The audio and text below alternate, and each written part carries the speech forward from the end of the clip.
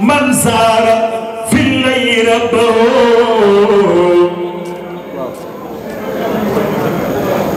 فبلغه المرغوب في كل مقصد سلام على المدفون في أرض طيبة ومن قصه الله بالفضل والمجد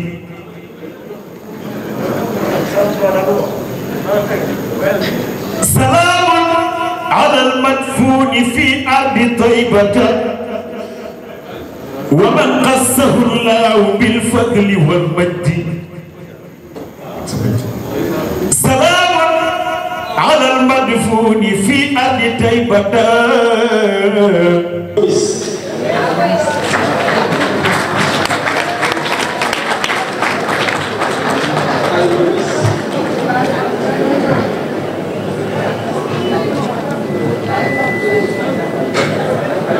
Un exemple dans la Hadara. Voilà.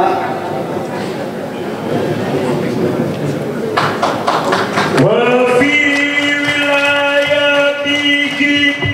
أو كوني في ملاك إنه صالح تصدح وتحتى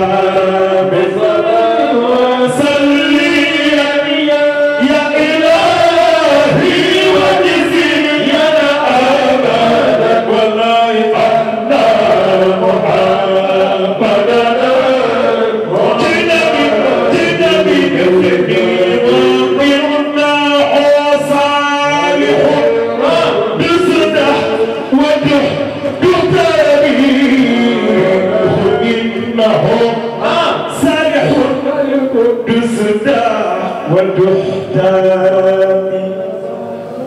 Fatabaarakallah, alhamdulillah.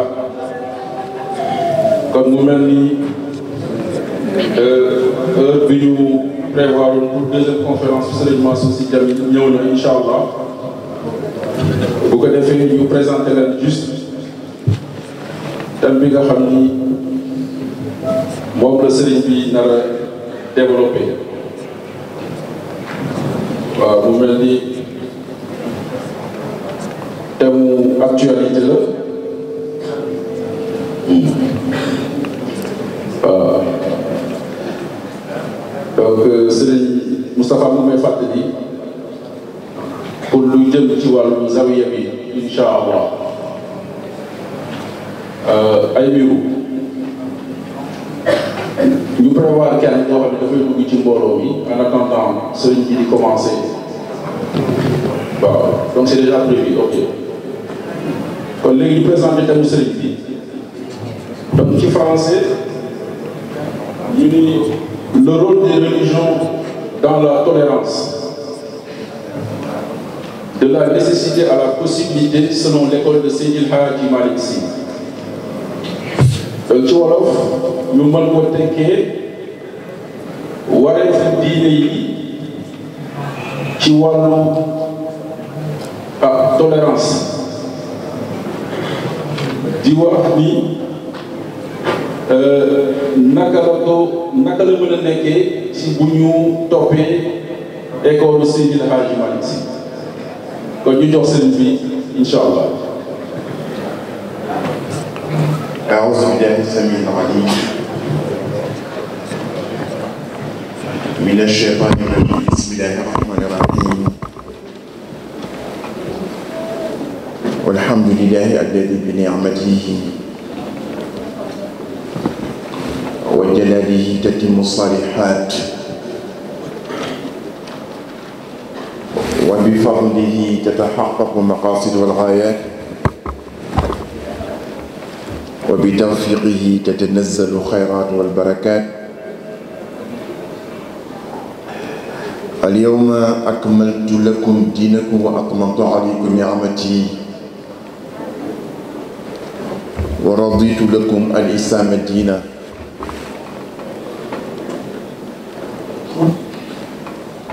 والصلاة والسلام على حبيبنا وأسوتنا وقدوتنا وإمامنا وسيدنا محمد عبد الله ورسوله وعلى آله طيبين الطاهرين وصحابته أجمعين ورضي الله عن بحر الفهامة أبي العباس أحمد التجاني وجميع خلفائه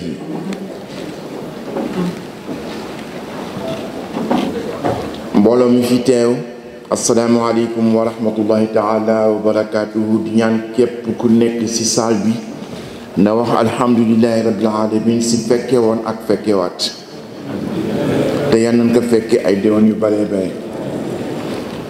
ñi ko fekke woon te fekke wu mu ko yal na leen yàlla nandal si déggu Kawsara di leen nuyu di jiital si nuyoo bi sama doomu ndey bi toog di Ahmed Degen maama mag sama maam la woon sa maam si Xaaji Malick su ma saan jóge ci yoon di dem Dakar si néegu maamam la daan fanaan door a continuer à Thiès kon tey li may faral di wax rek ni doomu mag ma sam baay moo daan wax ju yéen mag ñi la te mag ñi yàlla moo leen tagg si alquran ولولا كان من القرون من قبلكم أولو البقية ينهون عن الفساد في الأرض إلا قليلا ممن أنجينا منه واتبع الذين ظلموا ما أترفوا فيه وكانوا مجرمين maama mag sama maam la woon waaye dafa naa desewul moom puso bi mu rëy daf ma gàttandoo benn xasida bi mu def ci sa maam si Hajj Malick ñàkk kañal moo tax ñu sédd cër te ku am cër mooy maye cër ndax ku amul lu dul lu baax rek ngay maye mënoon na ko def ci maamam waaye mu def ko ci Seydi Hajji Malick kasida bu doy waar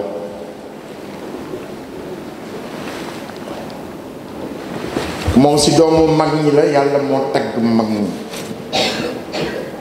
yanhawna anil fasadi fil ardi ulul baqiya yanhawna anil fasadi fil ardi illa qalila yàlla ne mag ñi ñoo taxawoon taxawaay bu nga xam ne bii su safaan bëggee taxaw ñu duma ko moom la maamam def ca sama maam moom la def Tiwaawan sa maam Sëñ Tuubaa moom la def Louga laata mu ñëw Jurbel laata mu ñëw Tiwaawan laata mu ñëw Touba en 1895 bi ñu koy jël si di ko yóbbu xam nga lan lañ doon accuser Sëñ Tuubaa popularité excessive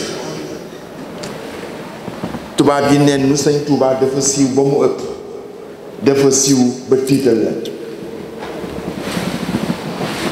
bi koy jël si en 1895 di ko yóbbu Gabon ñu ngi ko fekk lu woon bi mu jógee Mauritanie en 1907 Louga itam la ñëwoon toog fa ba 1910 muy door a dem Louga ci benn dëkk bu naan Thiéyène mag ñooñu yàlla ne ñoo taxaw su safaan bëggee taxaw rek ñu duma ko ba mu daw yàlla wax nag ni ulul baqiya yanhawna anil fasadi fil ardi ulul baqiya ulul ilm ulul hikma ulul tamyiz ulul aql wa ja'alnahu sami'an basira inna hadaynahu sabila imma shakiran wa imma kafura moom la fi démontré tey ci conférence bi am solo bi nga xam ni moom la xaw ma sax tout tax ñu tuddee ko conférence man def ma conférence rek damay waxtaan rek parce que à 2 heures du matin 3 heures du matin soo defee conférence am na niveau intellectuel bi nga xam ne bi soo ko waxee à 2 heures du matin ñëpp nelaw waaw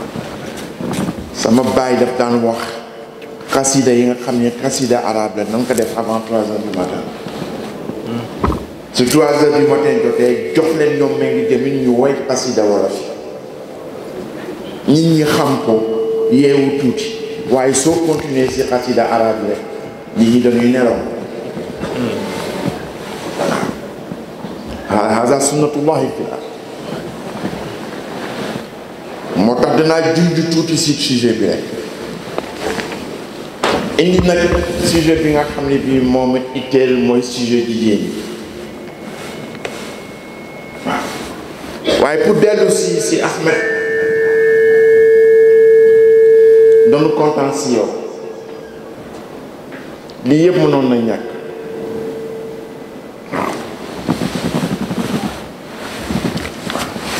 waaye nga ñëw bokk ñun bés bi bokkoon ñun teraanga bi nga xam ni sunu ay maam moom ñoo ko liggéeyoon ba mu tegu sunu loxo ñuy góorgóorlu nag pour bañ dese puso bi mu reer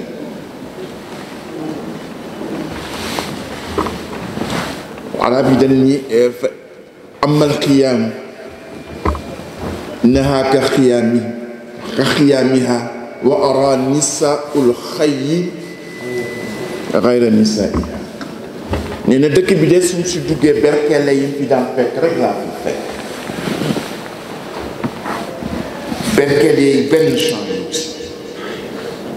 waaye seetlu naa ni jigéen ñi fi daan fekk ñuy jur wala yu yi jigéen yooyu fekk ma leen fa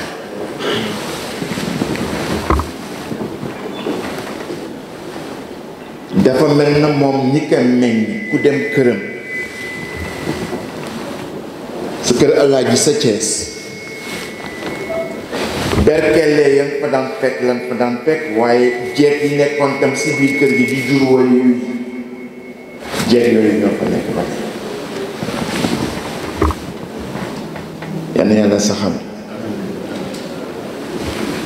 lii yal na yàgg su yàggee ba pare yal na nu si yàlla yàggal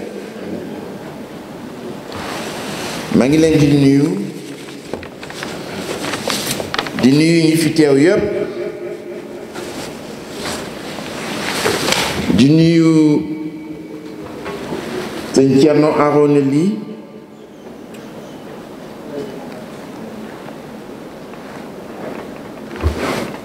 di nuyu sëñ Cheikh bi nga xam ni bi sunu rakk la te sunu baay Seydou Nourou Tall Seydou Nourou si jurka di nuyu El Hadj Mor Mbay di nuyu Khalifa Ndoy di nuyu Mbay Ndoy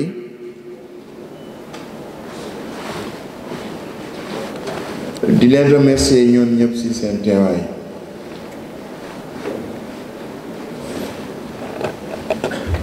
ma bëggoon sujet bi nga xam ne bi moom ngeen ma dénk ni naa ko traité comme l'a dit Moustapha, c'est un sujet d'actualité, le problème de la tolérance. Amul benn matinée. Man, je suis au Sénégal, mais je regarde très souvent les chaînes de télévision françaises, LCI et CNews. Amul benn bés bu nga xam ne bii le sujet principal de la télévision, c'est l'islam.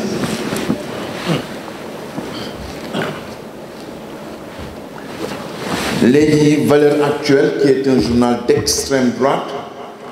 lii la génne démb islamisation, comment la France s'est soumise.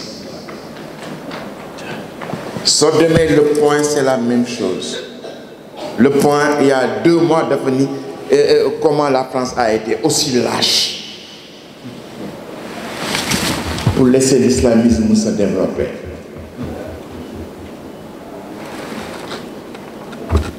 Léegi absence de tolérance bi dem na ba nga xam ni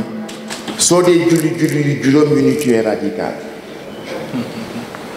Soo nekkee sa ay collègues ñu dem restaurant bi doo lekk mbaam ñu tu es radical.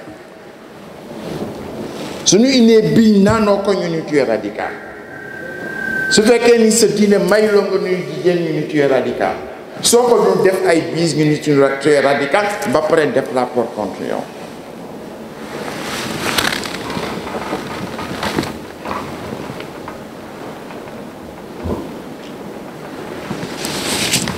muy nekk nag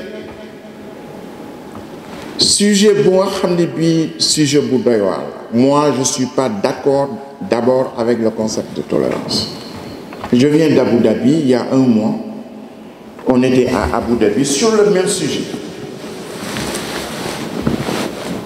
Ouais, il faut nous définir le concept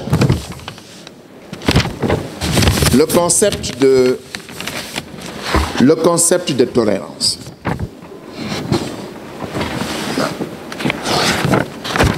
Il faut que nous conceptualiser avant de contextualiser. Voilà, nous contextualiser avant de conceptualiser.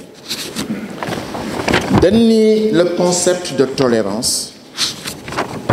est un cadeau que la religion protestante a donné au monde entier. Alors que toutes les religions abrahamiques am nañu si seen ay textes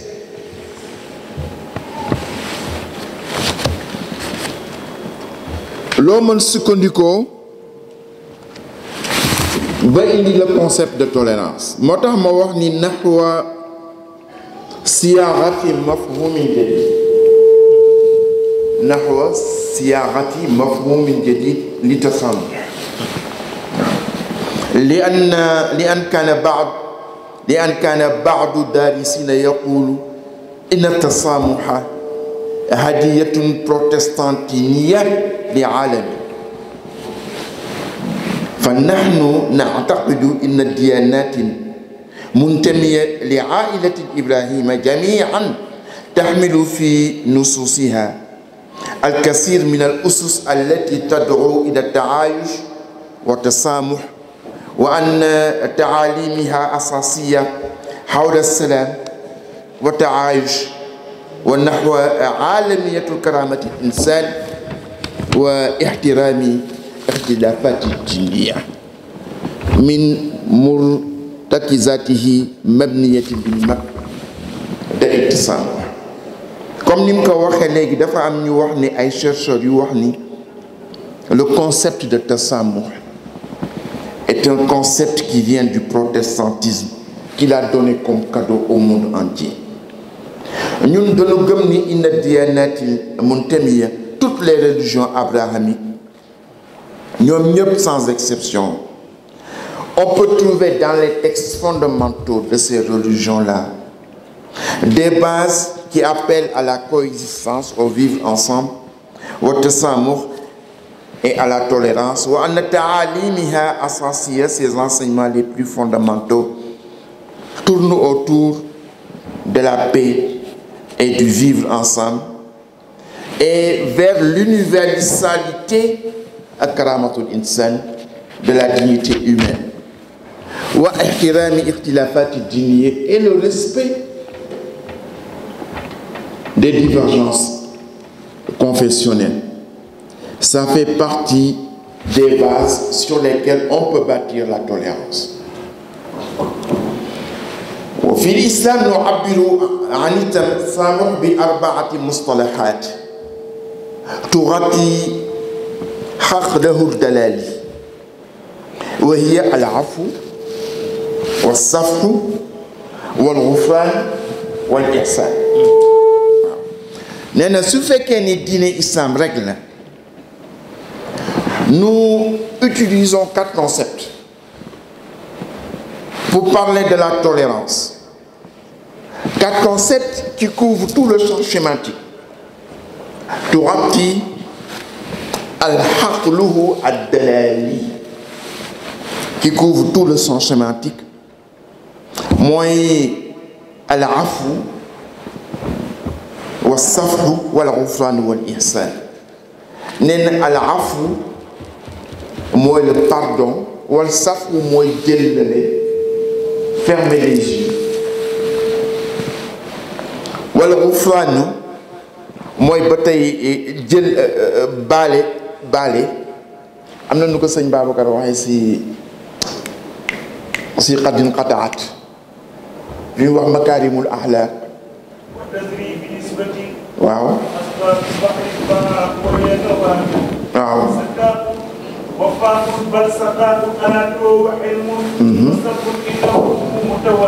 mooy jëllale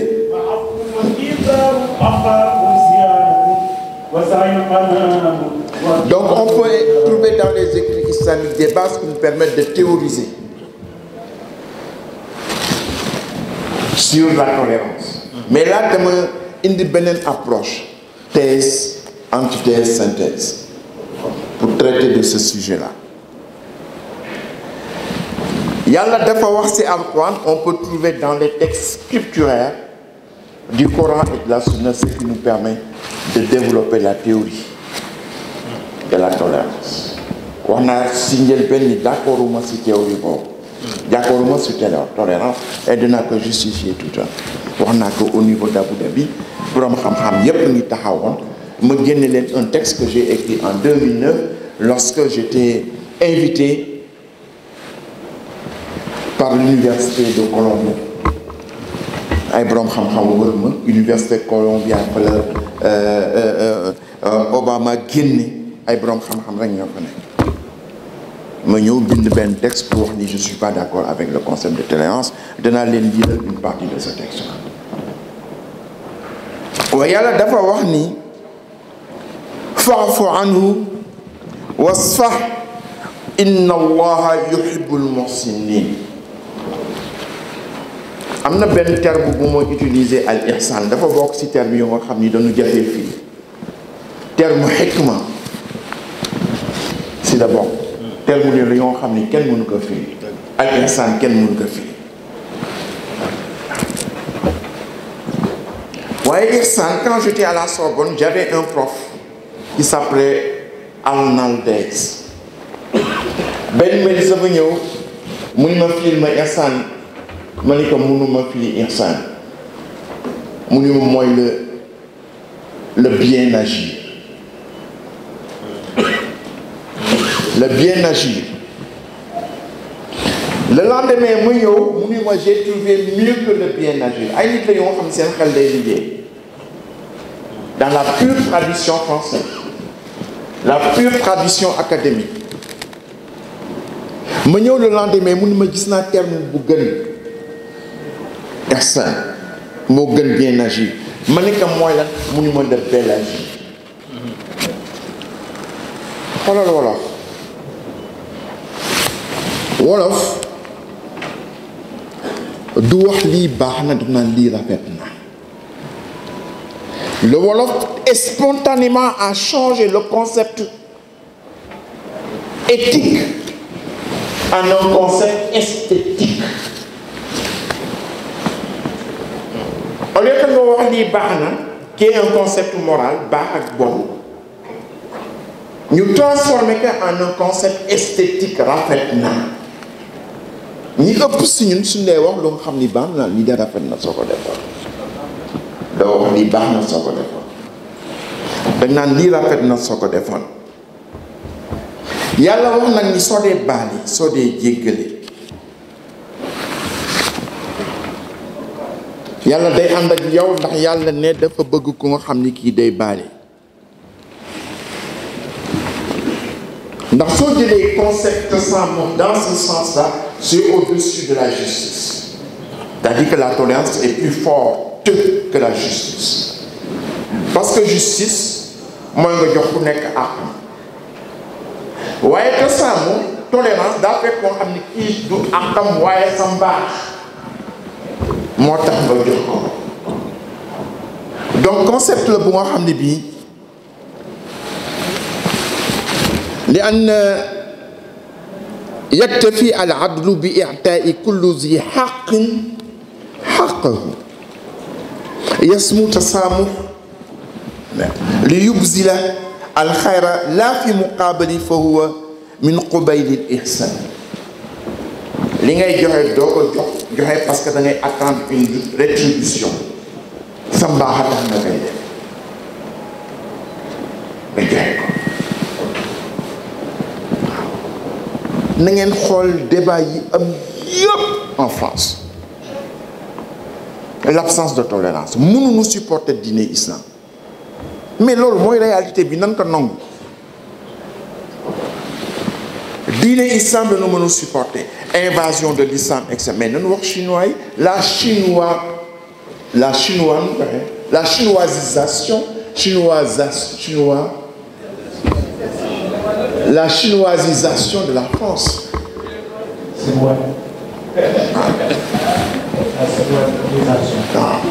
lii xew temps yi coronavirus xoolal li si xew si coronavirus bi français yi dañu découvrir nekkatoo 80% des médicaments yi ngeen utiliser Chine lañ koy defaree France ngi bëgg rey boppam peuple bi mi ngi koy door a découvrir le textile 70% du textile vient de la Chine keroog bi may ñëw Moustapha daf ma jaarale Aubervilliers ay magasin grossiste yi rek laa fa fekk mun ma lii yëpp chinois yi dama ni ko non Moustapha mun ma lii yëpp chinois yi soo demoon tey marché aux puces ña fay jaay yëpp fii la ñuy ravitailler te Chine lañ koy jële min ma loo gis fii rek Chine la jógee mais pourquoi duñu wax loolu soo demee 13e arrondissement même sireur de chaussures yi ay chinois lañu soo demee si magasin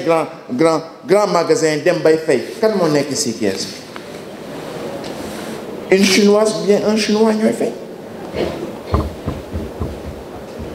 ñoom àgg nañu foofu te duñ ko wax te phénomène bu bees a français ñu ngi door a kaas ndax léegi avec ce qui se passe en Chine le danger c'est quoi comme on a fermé les frontières les vols entre la Chine et ici ne marchent plus il se peut qu'il y ait une pénurie de médicaments un grand pays comme la France très en avance sur la médecine très en avance sur la pharmacie se trouve dans une situation de pénurie de médicaments mais pourquoi duñu wax boobu démb damay seetaan Marc Trédévic il y a quelques années les Bachirou m'avaient invité à l'université d'Artois pour parler du terrorisme xam nga lu mu wax démb mu ni le danger sur le terrorisme c'est la surestimation du terrorisme waaw yóbbu terrorisme fu mu àggul mu ni moom dafa seetlu ni léegi su fekkee nit muy dox si mbedd mi jam benn nit dañuy seet ndax bi mu koy jam wax na allahu akbar wala waxul allahu akbar su waxee allahu akbar ñu c'est très grave terrorisme commencé ay enquête su waxul allahu akbar ñu considérer que c'est un crime ordinaire ou bien de droit commun qui va être grave mais le même crime parce que il a dit allahu akbar ça prend une dimension inacceptable. Donc nous avons devant nous un thème d'actualité sur la gestion de l'autre.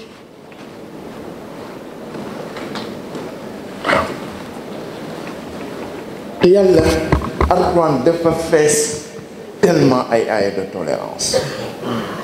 yéen ngi fàttaliku le problème de Mila la fille là qui avait insulté l'islam est-ce que yéen ngi koy fàttaliku au 7e siècle yàlla tontu na ko du moins yàlla tontu na jullit yi ka saaga yàlla dafa ni laa tasabbu ila allazina yad'una min dunillahi 7e siècle yàlla ni bu leen saaga ñi nga xam ne ñi gëmuñu ma. Texte coranique bu leen saaga ñi ma gëmul su ngeen lee saaga suñ ma tontoo fayu saaga ma man yàlla ñoom saaga wu ma yow mi leen saaga yaa ma saaga. xoolal gis na dialecte wu yàlla. Dans le cas de Mila, c'est exactement ce qui s'est passé. dugg na si réseaux sociaux gars ñi essayé ko doxaan mun leen man gëmuma góor jigéen la kat neen man lesbienne la gars ñi saaga ko yàq ko lu nekk mais gars ñi saaga yàlla nu mu gën ñaawee ñu saaga ko yàlla suñu yàlla ñun te yàlla wax ni bu leen saaga ñi ma gëmul ku taxaw ni góor ni jigéen moo la gënal góor te nekk jigéen mais gëmoo yàlla mais yàlla ne bu ko saaga ndax soo ko saagaa day fayu te su fayoo man lay saaga su ma saagaa nag moom saaga wu ma yow bi ko saaga yaa ma saaga mais xanaa wut jàmm mu dépassé loolu mu nekk coow lu nga xam ni def ko un débat national des débats de cours de récréation xam ni xale yi am ay 15-16 ans ñoo koy waxante seen cours de récréation ça devient un débat national parce que c'est l'islam qui est impliqué ñii ñoom tout le temps le point tout le temps ñi ngi génne ay articles yoo xam ni te am na lu ñu wax nañu wax Chine bi nga xam ne mi ngi dominer dëkk bi moo tax la question de la tolérance est une question très importante, mais je préfère le mot laïcité au mot tolérance. La laïcité. Moo tax ma wax ni, et ça je l'ai écrit en 2009 à l'université de Columbia. Il convient ici de clarifier un concept qui nous semble ambigu, celui de tolérance. L'un des thèmes de notre conférence. Bernard-Henri Lévy, et je sais que je ne partage pas la plupart de ses idées, apporte à ce propos une lumineuse explication dans son dernier livre, Ce grand cadavre à la renverse. Quand il dit « Nous ne demandons pas à l'État de tolérer avec tout ce que le mot suppose de dédain, de distance et de hauteur, mais de respecter les différentes confessions avec ce que cela implique de considérations vraies, donc concrètes, donc techniques, pour les moyens dont elles ont besoin pour s'exprimer en pleine liberté. » Gis nga, dans le mot de tolérance, il y a un dédain. C'est-à-dire, ñàkk pexe quoi. Danaa bàyyi nga exercer sa religion parce que selon sama sago doo ko exercer, mais quand même ñàkk pexe tax ma bàyyi la. Moi, j'accepte pas ça. C'est un dédain. C'est la laïcité qui peut la garantir. Elle diffère de la tolérance par le fait qu'entre toutes les croyances traitées, selon cette règle de respect, elle refuse de se prononcer et s'interdit par avance d'en privilégier un par rapport aux autres. La tolérance, encore une fois, tolère qu'elle a ses préférences et peut, selon l'humeur, changer de préférence. Ce côté, je préfère lire, sur le game, changer. Elle peut décider qu'elle a trop toléré, trop donné et changer d'avis, ou elle peut décider qu'elle n'a pas bien toléré, pas assez donné et encore changer d'avis. Avec la laïcité, pas de danger. Le respect est un principe stable. Il n'est pas affaire d'affect, mais de structure. Du 19e de structure, et sa structure consiste, comme pour les églises hollandaises du XVIIe siècle et américaines du XVIIIe siècle, a posé entre les croyances un principe d'équidistance vis-à-vis du centre du pouvoir. Jamais une confession ne sera, en régime laïque, autorisée à prendre le pas sur une autre confession. C'est le régime laïque et non le principe de tolérance qui permet aux confessions d'être traitées en équité. La laïcité diffère de la tolérance du fait que,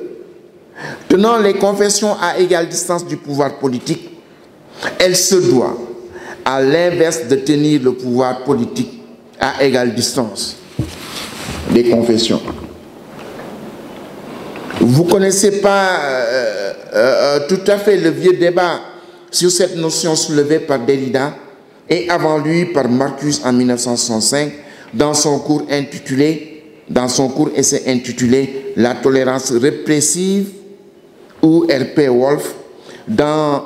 Critique de la tolérance pure et surtout le débat sur cette question dans un livre commun de Derrida et de Habermas le 11 septembre. Derrida souligne comme Bernard-Henri Lévy, il est bien évident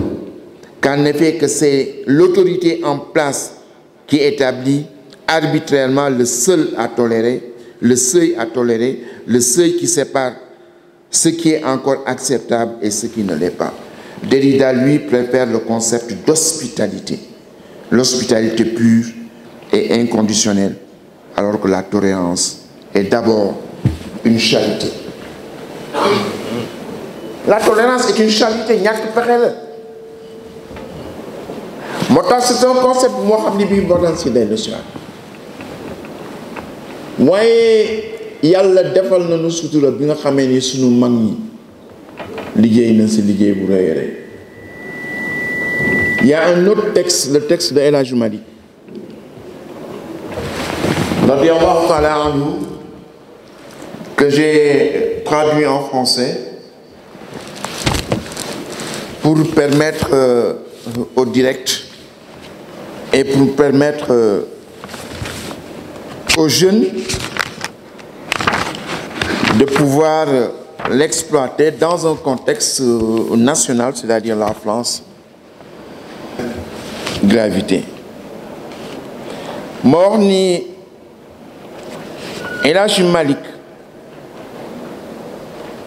grâce à son enseignement, a su inculquer à ses enfants et à tout un peuple le culte du savoir, l'amour des sciences, la passion des études et la convivialité qui dépasse largement le cadre religieux. Sa descendance, ses enfants et ses élèves, est le dépositaire d'un patrimoine de valeurs et de sens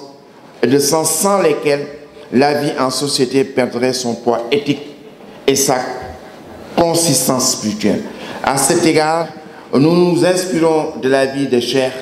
demeurée très populaire grâce à une sainteté de la rectitude, du renoncement et de la pudeur. El Hadji Malick fut aussi un grand rassembleur et la gestion de l'autre demeure un pilier central de sa pédagogie. C'est ce qui lui a permis d'installer des zaouïas à quelques encablures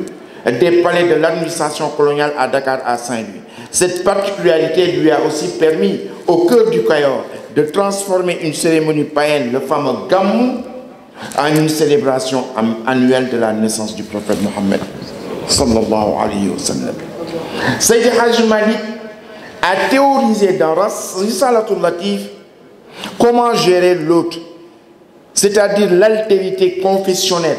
confrérique, ethnique, religieuse, régionale, d'une manière qui a garanti la paix sociale dans notre pays et qu'il faudra revisiter régulièrement et d'en inspirer la jeunesse et éviter les débats inacceptables qui opposent les confréries dans les réseaux sociaux et ailleurs. Débat qui repose essentiellement sur l'ignorance de l'islam et des enseignements des fondateurs des différentes voies. L'extrait qui suit est d'une brillante actualité, montre comment El Hadji Malick Sy a jeté les bases de la tolérance et du vivre ensemble, acquis les plus importantes de la société sénégalaise. Gis nga sa maam Khalifa daf daan wax naan Risalatul Latif wala dafa wax ni ko am nijaay doo gàgganti ko si ndee sëñ Babacar def ni ko am nijaay doo gàgganti ko si mbedd mu ni risalatu lati mën na nekk nijaayu ñépp waaw soo ko liiree doo gàgganti ko si met daf lay woon sa dund wala sa diine catholique sax mën na jëriñoo risalatu lati waaw j'ai fait un raccourci en traduisant le texte pour que au niveau des réseaux sociaux qu'on puisse l'exploiter. L'extrait qui suit d'une brillante actualité montre comment El Hadj Malick Sy a jeté les bases de la tolérance et du vivre ensemble. Mouni, tu vois certains hommes de Dieu qui rendent licites certaines choses et d'autres qui considèrent illicites les mêmes choses. Pourtant, ils jouissent tous de la satisfaction de Dieu. Donc dire que tel homme de Dieu a raison et l'autre a tort n'est pas de ton ressort, toi, dans mon Adama. Accroche-toi à ta doctrine ou bien à ta tariqa et ne t'occupe pas de la tariqa des autres. leer na nee na yow sam pap daf daan war naa li la war si tariqa tijaan werd yi la war suba war na ngoon lazim suba lazim ngoon wasifa bi ne su fekkee ni jox nga ko àqam doo tal di werante keneen si ay diine wala tariqa mu wax ni dans un manuel de la tariqa de Rifa'i, il est conseillé de dire du bien des hommes de Dieu et d'éviter d'établir des échelons entre eux. nee na essayé naan sëriñ bi moo gën sëriñ bi moo ko ëpp maqaama moo ko gën ka nee na sa yoon bu ci nekk. Dieu a établi des niveaux entre eux. Dieu yàlla moo wuute moo leen bind ba pare wuute leneen mais personne d'autre que lui ne les connaît ne yàlla rek moo xam ay waliyam. Le fait d'ignorer ces différents niveaux n'est pas un mal. Leur orientation variée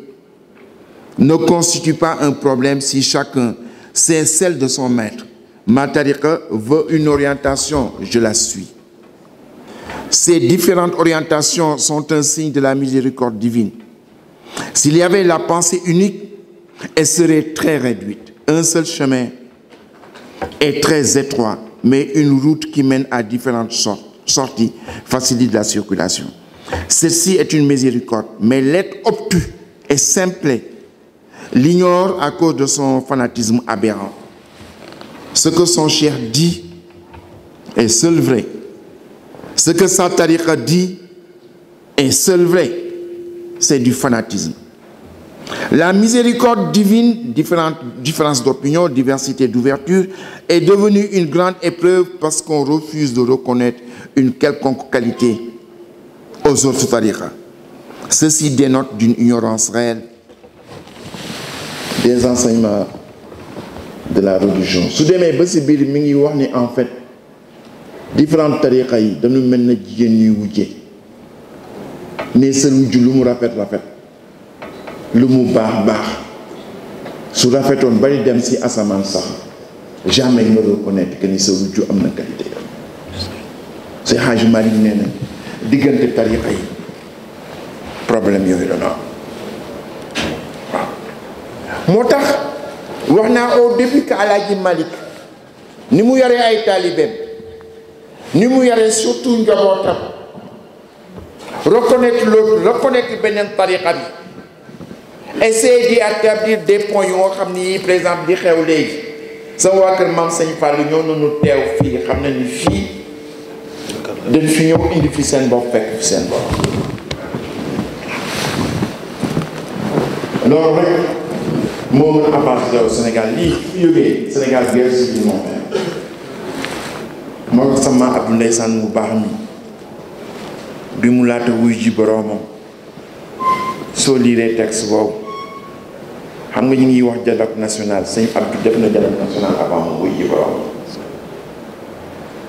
ñaari texte ku mu intéressé nag ma ko wax.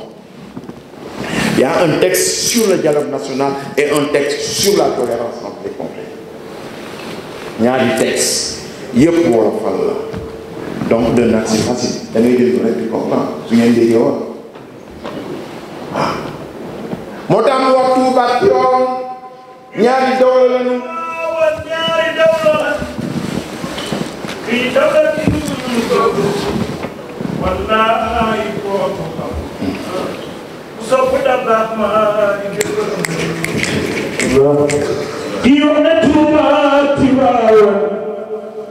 ñaari dawlan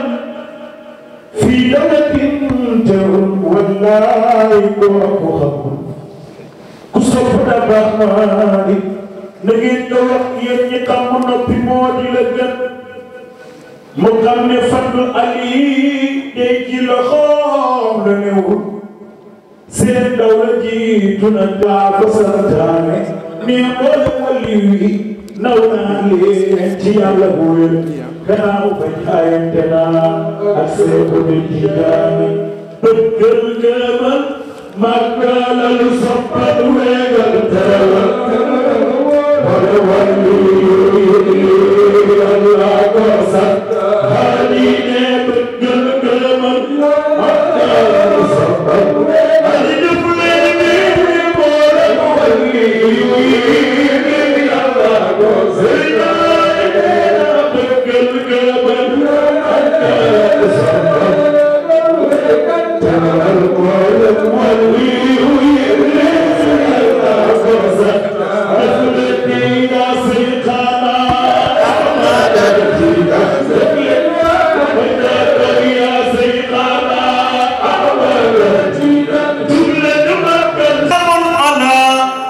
من سار في الليل ربه